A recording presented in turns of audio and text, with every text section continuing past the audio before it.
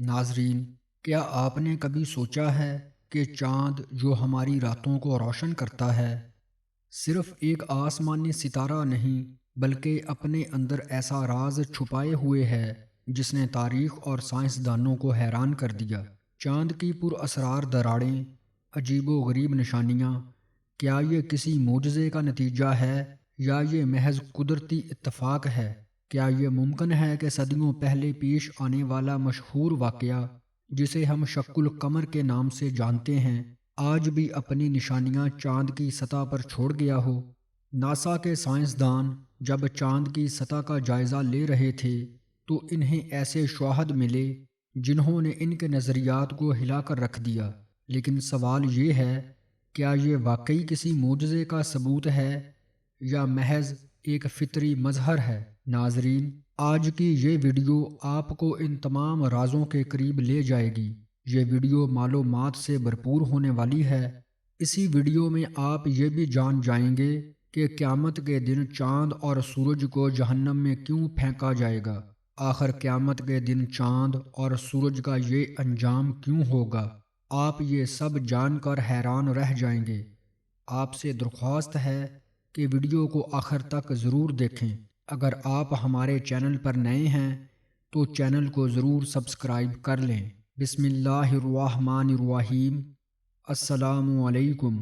ناظرین، تاریخ میں یہ واقعہ یوں بیان ہوا ہے کہ اعلان نبوت کو 8 سال گزر چکے تھے۔ ایک رات ابو جہل ایک بہت بڑے یہودی عالم اور چند ساتھیوں کے ساتھ رسول کریم صلی اللہ علیہ وآلہ وسلم کے پاس آیا اور تلوار لہراتے ہوئے کہا، تم سے پہلے نبیوں نے معجزے دکھائے ہیں، تم بھی کوئی معجزہ دکھاؤ۔ یہ سن کر رسول کریم نے فرمایا، کیا تم معجزہ دیکھ کر ایمان لے آؤ گے؟ اور فرمایا، بولو کیا دیکھنا چاہتے ہو؟ ابو جہل سوچ میں پڑ گیا تو یہودی عالم نے کہا، آسمان پر جادو نہیں چلتا، اور ابو جہل نے آسمان کی طرف دیکھا۔ 14ویں کا چاند پوری آب و تاب کے ساتھ آسمان پر چمک رہا تھا۔ ابو جہل نے کہا، چاند کے 2 ٹکڑے اس طرح کر دو کہ ایک ٹکڑا جبل ابو قیس اور دوسرا ٹکڑا جبل قیطان پر نمودار ہو۔ رسول کریم نے فرمایا، اگر میں ایسا کر دوں تو کیا ایمان لے آؤ گے؟ تو ابو جہل کہنے لگا، ہاں، ایمان لے آؤں گا۔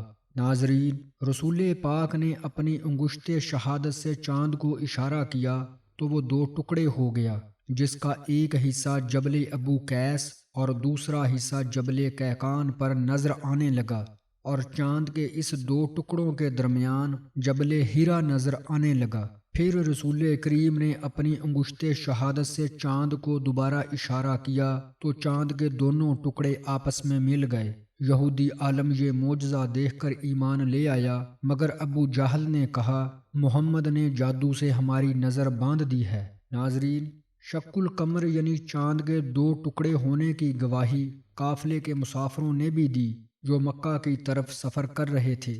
کفار مکہ نے یہ دیکھ کر کہا کہ یہ رسول کریم کا جادو ہے، اور کچھ اہل دانش لوگوں کا خیال تھا کہ جادو کا اثر صرف حاضر لوگوں پر ہوتا ہے، اس کا اثر ساری دنیا پر تو نہیں ہو سکتا۔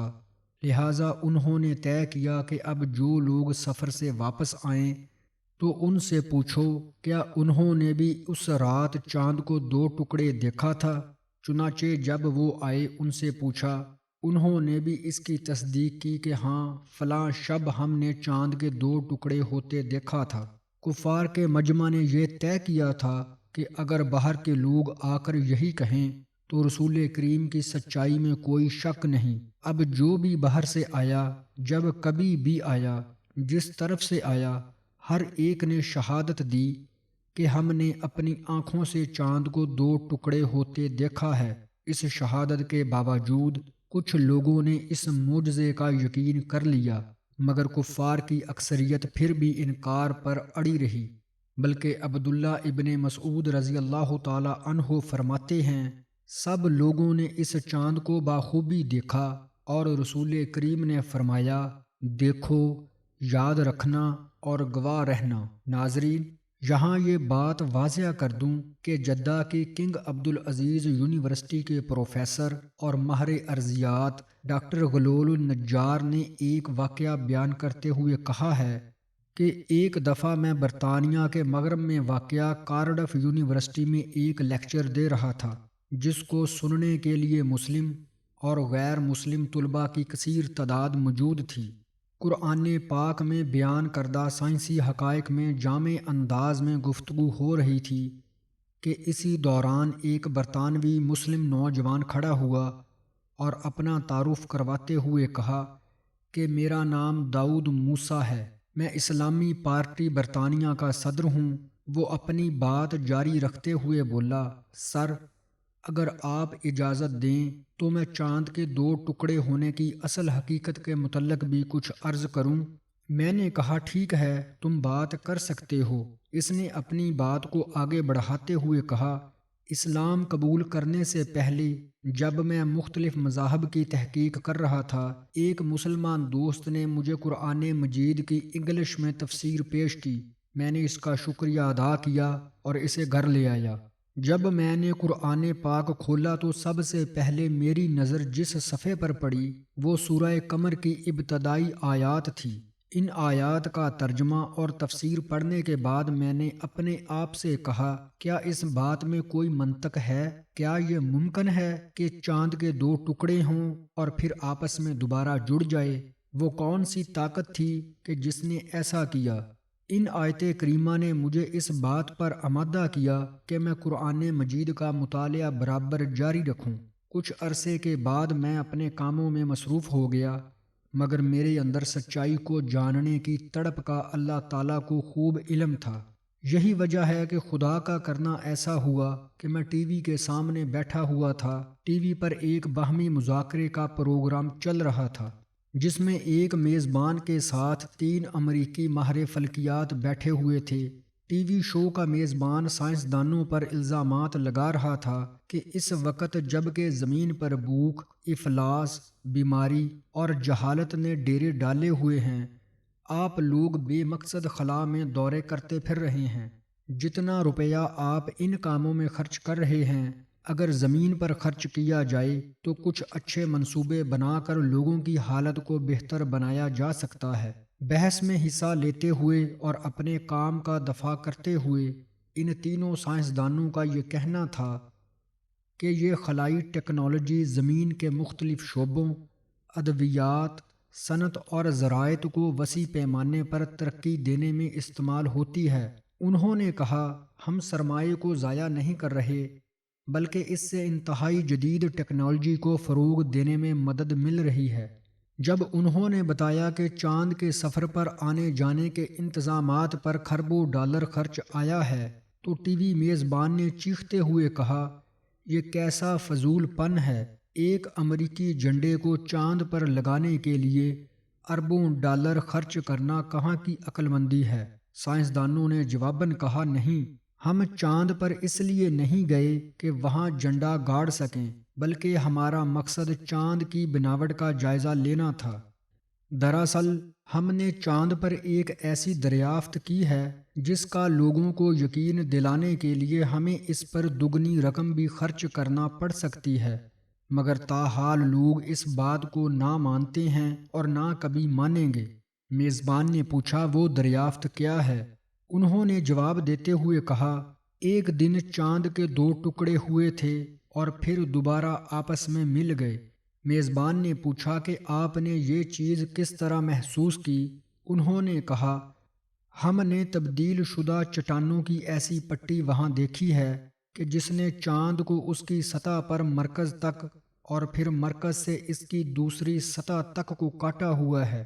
انہوں نے مزید کہا، ہم نے اس بات کا تذکرہ ارضیاتی ماہرین سے بھی کیا۔ ان کی رائے کے مطابق ایسا ہرگز اس وقت تک نہیں ہو سکتا کہ کسی دن چاند کے 2 ٹکڑے ہوئے ہوں اور پھر آپس میں جڑ بھی گئے ہوں۔ برطانوی مسلم نوجوان نے بتایا کہ جب میں نے یہ گفتگو سنی تو اپنی کرسی سے اچھل پڑا اور بے ساختہ میرے منہ سے نکلا کہ اللہ نے امریکیوں کو اس کام کے لیے تیار کیا کہ وہ کھربوں ڈالر لگا کر مسلمانوں کے معجزے کو ثابت کریں، وہ معجزہ کہ جس کا ظہور آج سے 1400 سال قبل مسلمانوں کے پیغمبروں کے ہاتھوں ہوا۔ میں نے سوچا اس مذہب کو ضرور سچا ہونا چاہیے۔ میں نے قرآن مجید کو کھولا اور سورہ قمر کو پڑھا، اور در حقیقت یہی سورہ میرے اسلام میں داخلے کا سبب بنی۔ ناظرین، احادیث مبارکہ کے علاوہ اس عظیم الشان معجزے کا ذکر قرآن مجید میں بھی ہے۔ سورہ قمر میں ارشاد ربانی ہے، قیامت قریب آ گئی اور چاند پھٹ گیا، اور یہ کفار اگر کوئی نشانی دیکھتے ہیں تو اس سے منہ پھیر لیتے ہیں اور کہتے ہیں یہ جادو تو ہمیشہ سے ہی ہوتا چلا آیا ہے۔ ناظرین، اس آیت کا صاف اور صریح مطلب یہی ہے کہ قیامت قریب آ گئی اور دنیا کی عمر کا قلیل حصہ باقی رہ گیا، کیونکہ چاند کا 2 ٹکڑے ہو جانا جو علامات قیامت میں سے تھا وہ رسول کریم کے زمانہ میں ہو چکا، مگر یہ واضح ترین اور فیصلہ کن معجزہ دیکھ کر بھی کفار مسلمان نہ ہوئے، بلکہ ظالموں نے یہ کہا کہ محمد صلی اللہ علیہ وآلہ وسلم نے ہم لوگوں پر جادو کر دیا، اور اس قسم کی جادو کی چیزیں تو ہمیشہ ہوتی ہی رہتی ہیں۔ ناظرین، اس آیت مبارکہ کے بارے میں بعض ان ملحدین کا جو معجزہ شق القمر کے منکر ہیں، یہ خیال ہے کہ اس شق القمر سے مراد خالص قیامت کے دن چاند کا ٹکڑے ٹکڑے ہونا ہے، جبکہ آسمان پھٹ جائے گا اور چاند ستارے جڑ کر بکھر جائیں گے۔ مگر اہل فہم پر روشن ہے کہ ان ملحدوں کی یہ بکواس سراسر غلط اور بالکل بے سر و پا خرافات والی بات ہے، کیونکہ اولاً تو اس سورہ قمر میں بغیر کسی قرینے کے، یعنی چاند پھٹ گیا ماضی کے صیغہ کو چاند پھٹ جائے گا مستقبل کے معنوں میں لینا پڑے گا، جو بالکل ہی بلا ضرورت ہے۔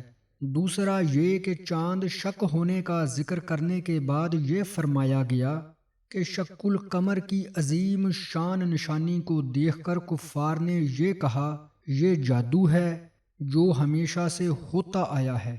ظاہر ہے جب کفار نے شق القمر کا معجزہ دیکھا تبھی اس کو جادو کہا، ورنہ کھلی ہوئی بات ہے کہ قیامت کے دن جب آسمان پھٹ جائے گا اور چاند ستارے ٹکڑے ٹکڑے ہو کر جڑ جائیں گے تو تمام انسان مر جائیں گے، تو اس وقت اس کو جادو کہنے والا بھلا کون ہوگا؟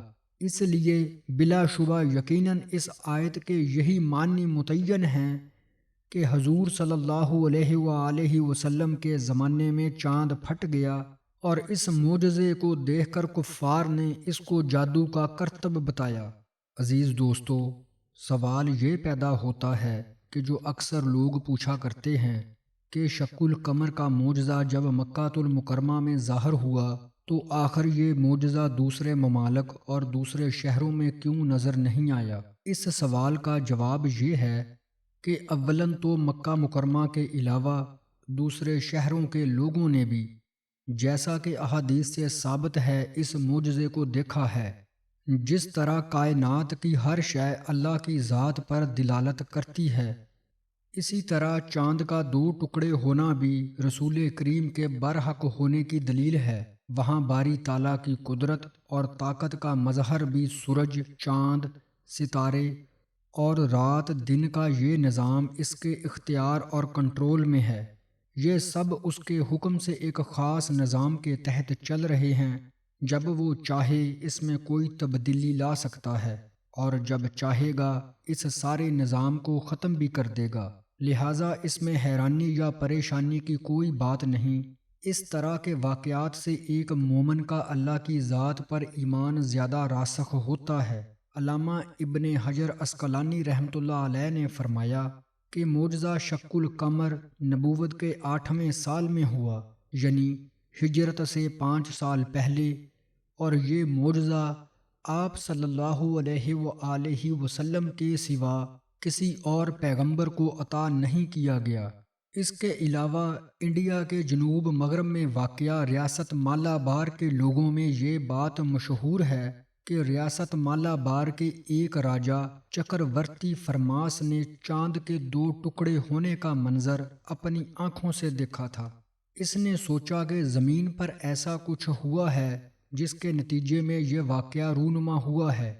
چنانچہ اس نے اس واقعہ کی تحقیق کے لیے اپنے قاصد دوڑائے تو اسے خبر ملی کہ یہ معجزہ مکہ میں مسلمانوں کے نبی کے ہاتھوں ہوا ہے۔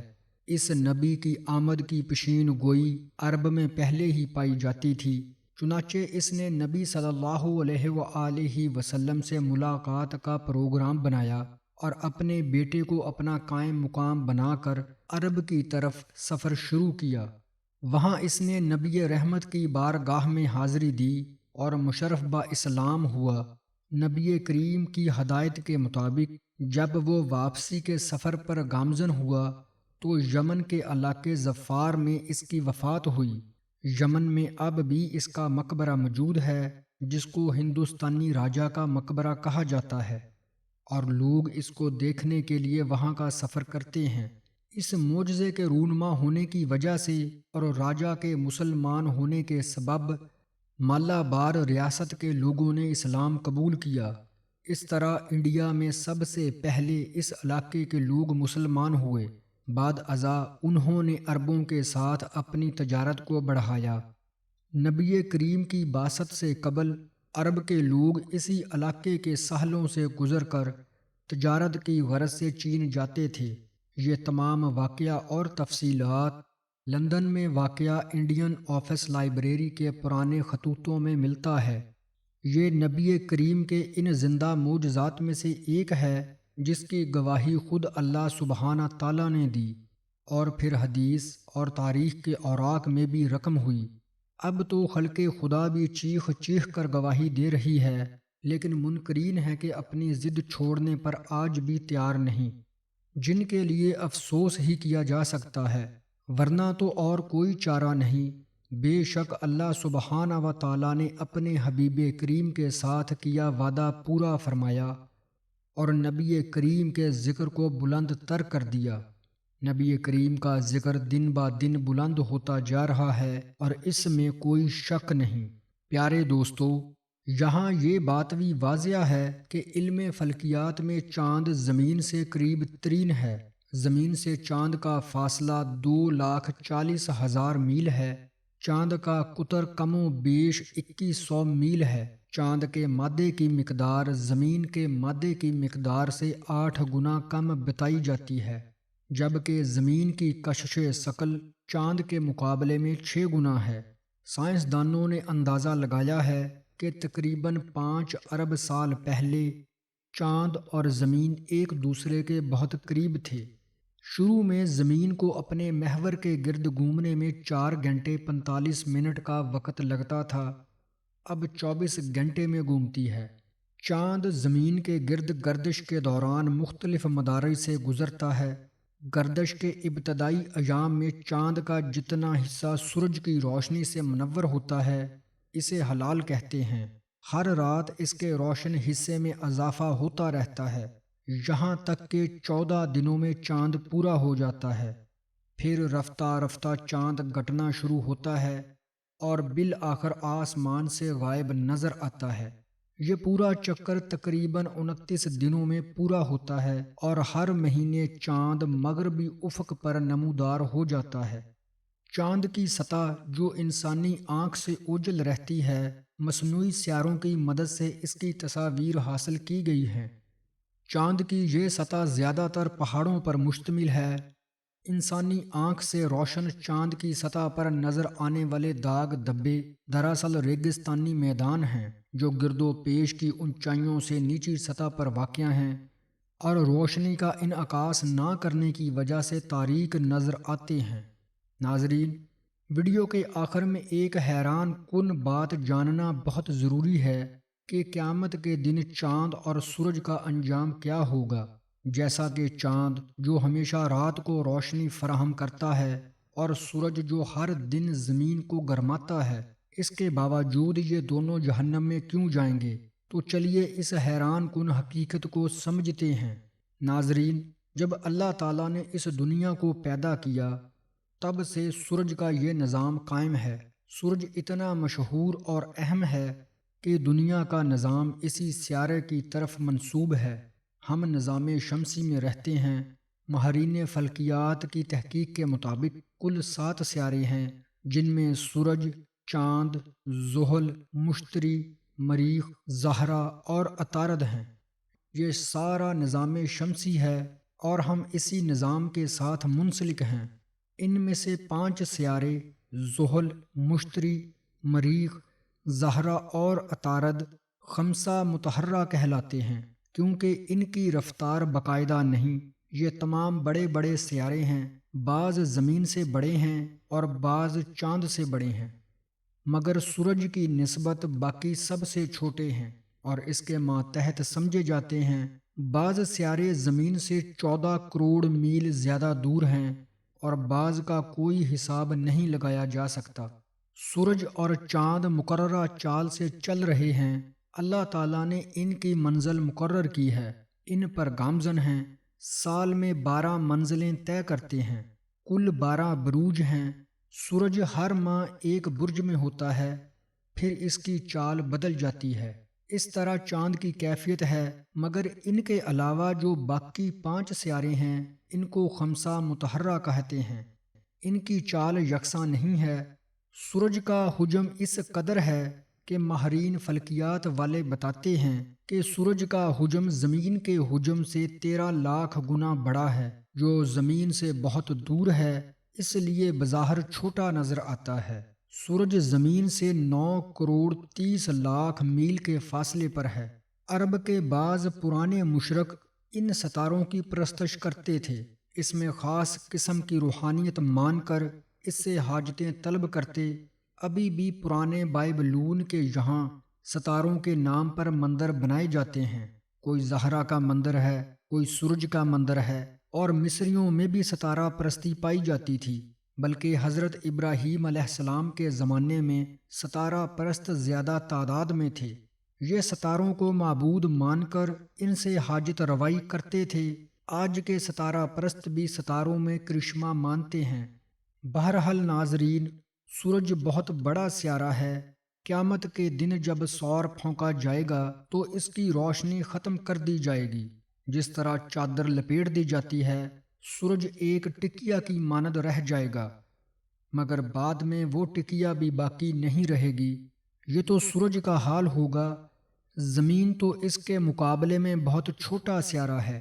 اسی سے اندازہ لگایا جا سکتا ہے کہ قیامت کے روز زمین کی کیا حالت ہوگی۔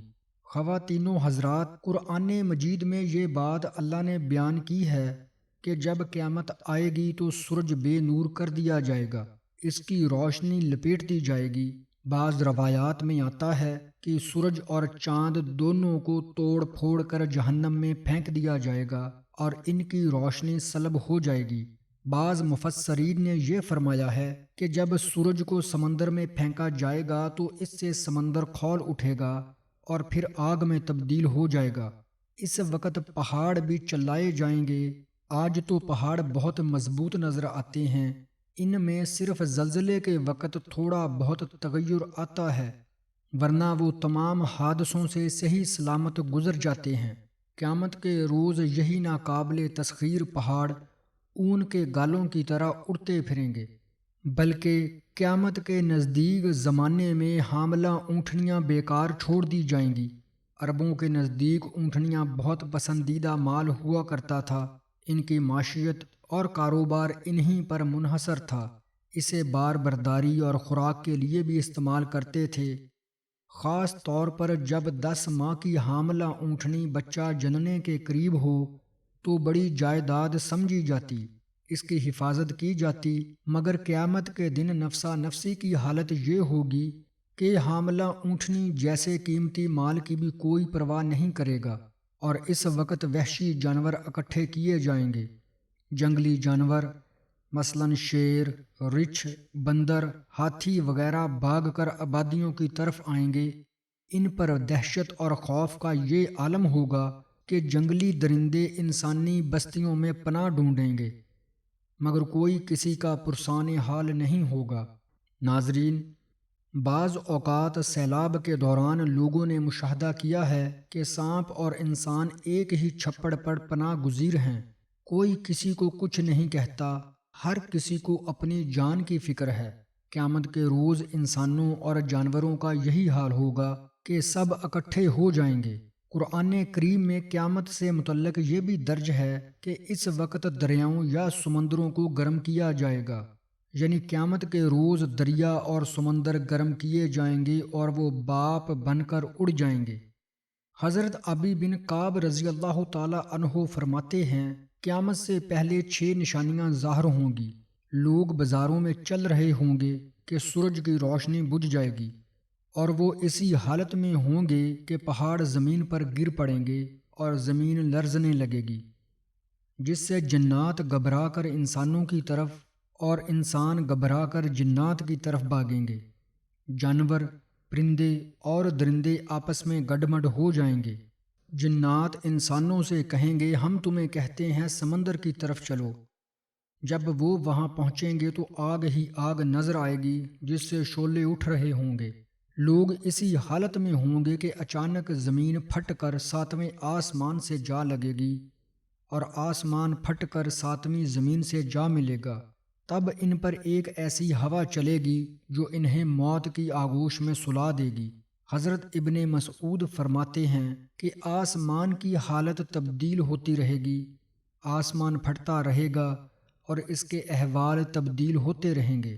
امام قرطبی فرماتے ہیں، قیامت کے دن لوگوں کو اندھیرے میں اٹھایا جائے گا اور آسمان کو لپیٹا جا چکا ہوگا، ستارے جڑ جائیں گے اور سورج اور چاند ختم ہو جائیں گے، اور ایک منادی آواز دے گا، لوگ اس دن اس آواز کے پیچھے دوڑیں گے۔